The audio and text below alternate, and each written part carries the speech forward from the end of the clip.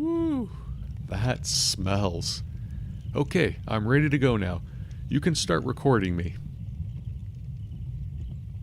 Why are you all looking at me like that?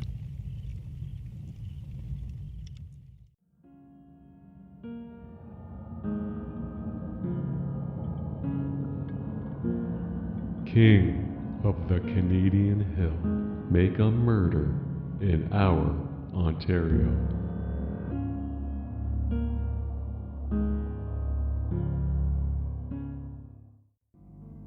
Ambrose Small was a not very well-liked, vindictive, full of vengeance if you cross him, 57-year-old Lothario millionaire at the real estate game who disappeared on December 1st, 1919, in and around his Grand Opera House in Toronto, Ontario, Canada.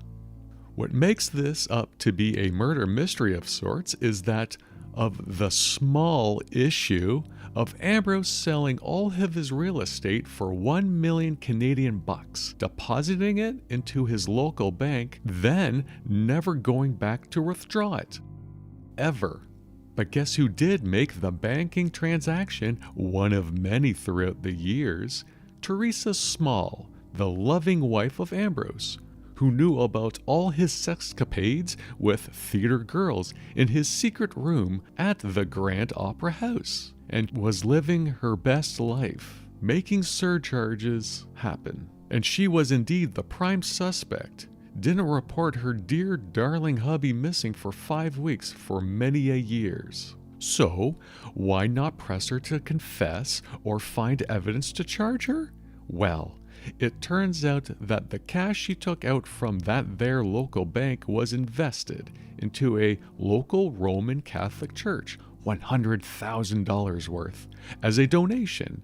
And it turned out that the Toronto Police Chief Investigator of Crimes was a regular on Sundays at said church. The OPP, Ontario Provincial Police, came in to warm up the cold case 20 years later, but found out that most of the record's information of evidence was either buried, destroyed, and, with that, adding to the finger pointing of Ambrose Small's secretary for stealing $10,000 worth from him on that day, and someone named Router, who wrote a letter claiming a confession to the killing that Teresa's sister kept and then brought to light said letter to the attention of the OPP a year after she died. A body was never found, and most likely the answers to this tale.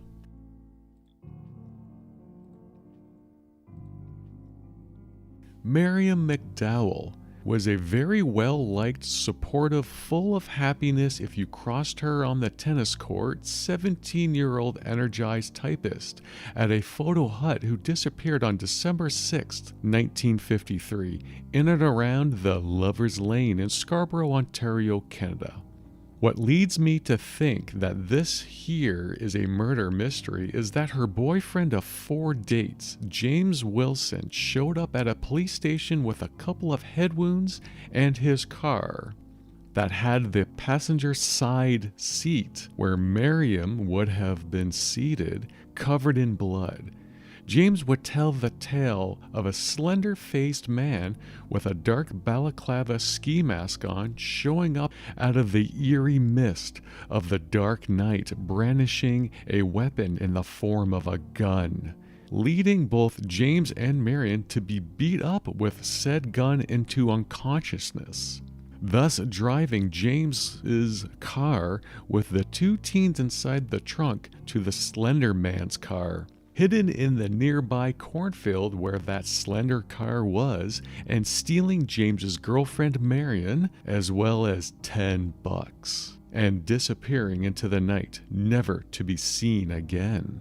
The investigation was that of bumbling cops working alongside anxious parents who were working alongside amateur sleuths who they themselves were working alongside an astrologer who he himself was working alongside a vet Scottish detective who he himself was just in town to sell his book and later admitted was hammered most of the time.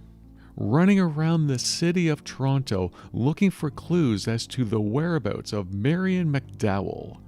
Sadly, with an insane deduction of a lie detector test in Buffalo clearing James's name, a mass effect of prank calls, no body/Slenderman evidence to be dug up, looking to the stars to announce that Mariam is dead in a river somewhere close, and waking up with a massive hangover from a book launch party, this case may never have an ending. Whatever the case may be for these two murder mysteries being solved, or even if they are indeed murders, or just two peeps wanting to get away from all the Toronto hype, one thing is for damn certain: this is the last episode of the series. We'll spook you later and we'll scare you next time.